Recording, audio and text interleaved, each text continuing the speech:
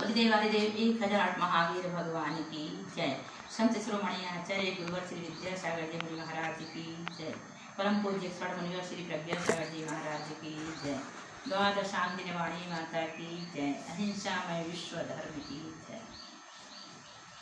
मंगलाचरण छड़ाला का। तीन भुवन में सात बीते धागे विज्ञानता, शिव स्वरूप शिवकार नमः त्रियोग संहार के। चले हम छड़ाला की छठवीं ढाल का 13वां छंद पढ़ेंगे, जिसमें सिद्धावस्था का वर्णन किया गया है।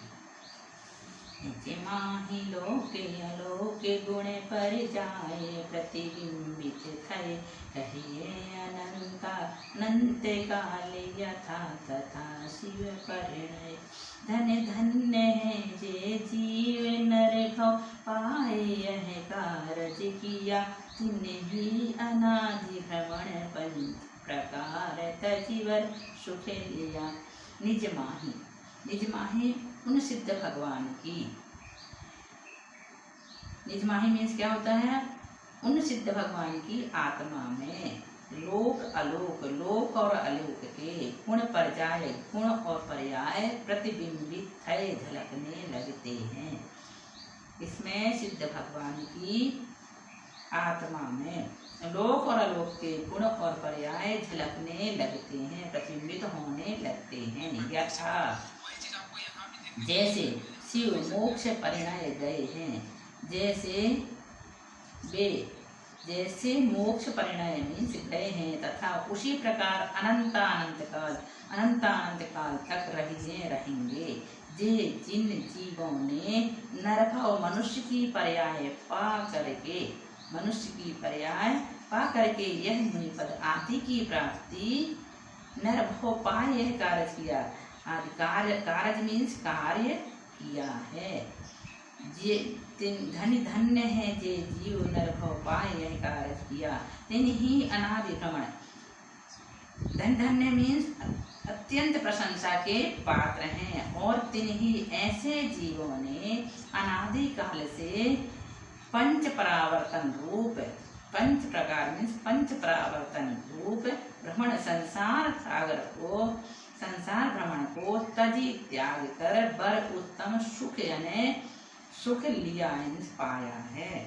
सिद्ध भगवान की आत्मा में लोक और अलोक अपने गुण व पर्याय सहित प्रतिबिंबित होते रहते हैं, और उन्होंने जिस प्रकार सर्व सुख मुक्तकारी मोक्ष पाया है तथा मोक्ष पाया है, उसी प्रकार वे अनंत काल तक वहाँ रहेंगे। धन्य है जे जीव, वे जीव धन्य हैं जिन्होंने मनुष्य भाव पाकर मोक्ष की प्राप्ति का कार्य किया है। धन्य है वे जीव जिन्होंने क्या किया है? मनुष्य पर्याय को प्राप्त करके जिन्होंने मोक्ष प्राप्ति का कार्य किया है। इन्हीं अनादि भ्रमण पंच, ऐसे जीव ने अनादि काल से चले आ रहे पंच परावर्तन रूप संसार को त्याग कर उत्तम सुख की प्राप्ति किए हैं।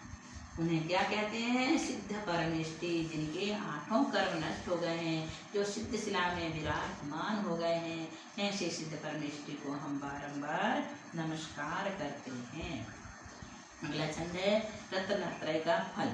मुख्योपचार दुभेद यूं बड़े भागी रत्नात्रय धरे, अरु धरेंगे तेज शिव लहे तिन सुयश जल जग मल हरे।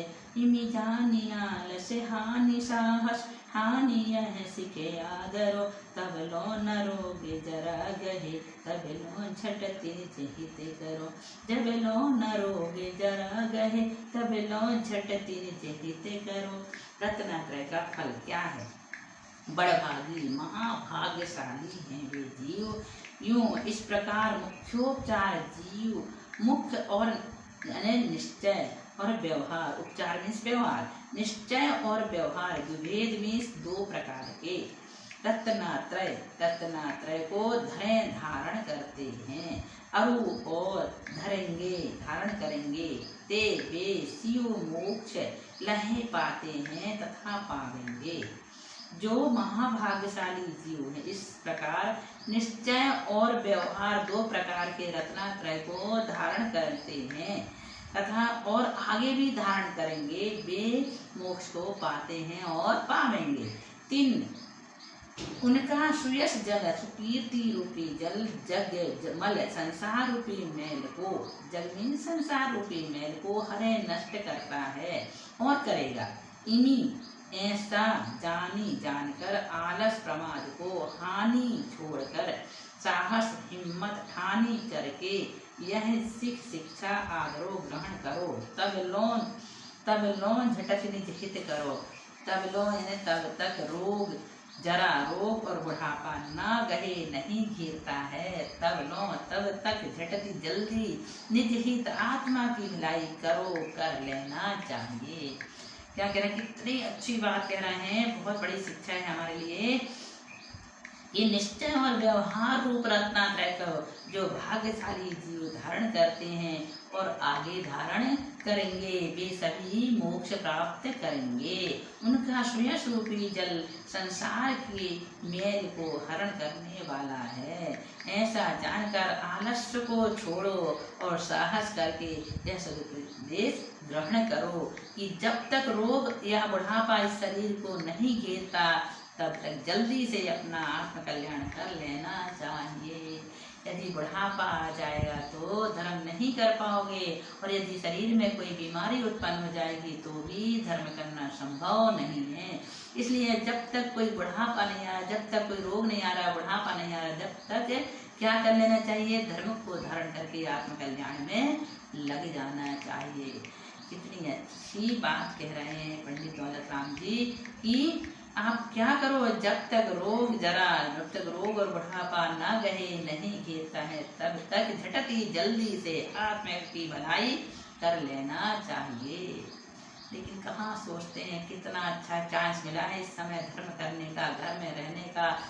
पूरा समय हम अपना धर्म ध्यान में व्यतीत कर सकते हैं, उसके बाद भी लोग इस बात को नहीं समझ पा रहे हैं कि हमारा अमूल्य क्षण जो हमको अभी तक नहीं मिला था वो पुण्य के उदय से मिला है। आज तक हम अभी तक घर से बाहर ही घूमते रहे, जब हमें घर में रहने को मिला है तो अंदर के घर में क्यों नहीं आ जाते। एक घर तो ईंट पत्थर में आ जाओ, अन्यथा क्या होगा, बाद में सिर्फ पछताना पड़ेगा, हमें मनुष्य पर्याय नहीं मिलेगी। इसलिए मनुष्य पर्याय की सार्थकता इसी में है कि हम धर्म ध्यान में ज़्यादा से ज़्यादा समय व्यतीत करें। अंतिम शिक्षा है, पंडित जी बता रहे हैं आत्म कर्तव्य क्या है हमारे। यह रागे आगे दहे सदा ताते समामृत से ये सिर भजे विषय कसाए अब तो त्याग निज पद वे ये कहा रचियो पद पद नमे न तेरो पद यही क्यों दुख सहे अरे दोले हो सुखी स्वपद रचिदाओ मत चूको यही। कितनी अच्छी बात कह रहे हैं, यह राग आग दहे सदा ताते समामृत से यह राग रूपी अग्नि जीव को अनादिकाल से हमेशा से जला रही है। ताते इसलिए समामृत समता रूपी अमृत से ये पीना चाहिए। विषय कषायों को चिर भजे अनादिकाल से सेवन किया है, अब तो उनका त्याग कर निज पद आत्मस्वरूप को वे ये पहचानना प्राप्त करना चाहिए। पर पद में दूसरी वस्तुओं में कहाँ क्यों रचियो लीन है, यही तो तेरा पद नहीं है, तू दुख क्यों सहता है। दौलत राम कहते हैं, हे दौलत राम अब स्वपद निजात्मा में रुचि लगकर सुखी सुख को प्राप्त हो यह गाँव में मौका मत चूको नहीं हो। खुद के लिए संबोधित कर रहे हैं पंडित दौलत राम जी, क्या कह रहे हैं, इस संसार में जीवों को राग रूपी आग सदा से जला रही है। राग के कारण से तो संसार में जीव भटक रहा है, ये मेरा है, ये मेरा है, ये मेरा है, इसी में सारा समय लग जाता है और कोई किसी का नहीं होता है। आत्मा शरीर से निकलकर हमेशा के लिए विदा हो जाती है। इसलिए समता रूपी अमृत का सेवन कर, क्या कह रहे हैं, इस संसार में जीवों को राग रूपी आग सदा से जला रही है, इसलिए समता रूपी अमृत का सेवन करना चाहिए। हे भव्य जीव, तुमने सदा विषय कषायों का सेवन किया है, चिर भजे विषय कषाय, तुमने क्या किया है, हमेशा से विषय कषायों का सेवन किया है और दुख उठाया है। त्याग अब इनको छोड़कर, त्याग निज पद वे, अब इनको छोड़कर अपना आद पद को प्राप्त करो। कहाँ रचो पद पद न दियो, पर वस्तु में क्यों लुभा रहे हो, वह निज पद नहीं है, और फिर तुम इसे अपना मानकर क्यों दुख सह रहे हो। यहाँ दौलत राम जी स्वयं को संबोधित करते हुए कहते हैं, अब दौल हो सुखी सुपद। दौलत राम जी स्वयं को संबोधित करते हुए क्या कहते हैं, हे दौलत राम, अब अपना मानकर अपनी निजात्मा में लीन हो और इस दुर्लभ अमूल अवसर को मत खो। आगे समझ में, अब ग्रंथकर्ता की भावना क्या है। अंत में, इके नव बसु इके वर्ष की चीज सुकल बैसाख, करियो तत्व उपदेश है लवो भवकुल। क्या कह रहे हैं, पंडित दौलत राम जी पंडित बुद्धन जी के द्वारा रचित 6 ढाला के आधार पर यह तत्व उपदेश संवत 1891, इक नव वर्ष, इक मीन्स 1, बसु मीन्स 8, नव मीन्स 9, इक मीन्स 1, वर्ष मीन्स वर्ष की संवत की, बैसाख शुक्ल पक्ष, तीज तिथि, बुद्धजन कवि की भाग कथन को लखी देख कर यह तत्वोपदेश कार्यों किया। लबुद्धि अल्प बुद्धि तथा प्रमाद से शब्द की अर्थ की भूल हो तो सुधी समझदारो बुद्धिमान सुधार कर पढ़ो, तो भवकुल संसार सागर के तट को पावो प्राप्त करोगे। पंडित दौलत राम जी ने क्या किया, पंडित बुद्धन जी के द्वारा रचित 6 ढाला के आधार पर यह तत्व उपदेश संवत 1891 की वैशाख शुक्ला तृतीया को पूर्ण किया। पंडित जी कहते हैं कि अपनी अल्प बुद्धि लब्धि तथा प्रमाद से, अपनी अल्प बुद्धि तथा प्रमाद के कारण यदि कहीं शब्द या अर्थ की भूल हो तो उसे विद्वान लोग, सुधी यानी विद्वान लोग सुधार करके पढ़ो। इसे पढ़कर संसारी जीव का किनारा, यह जीव संसार का किनारा पा सकता है, पावो भवकुल संसार का किनारा पा सकता है। इस प्रकार से 6 ढाला यहीं पर पूर्ण हुई। आप कोशिश करना कि इस 6 ढाला को रोज पूरी तरह से पाठ करना और याद करना, याद करने के साथ साथ उसका अर्थ भी लगाना और इसको चिंतन का विषय बनाना, और साथ ही हमें जो विशिष्ट शिक्षा मिली है उसको जीवन में उतारना, ग्रहण करना, ताकि हमारा कल्याण हो। बोलिए महावीर भगवान की जय।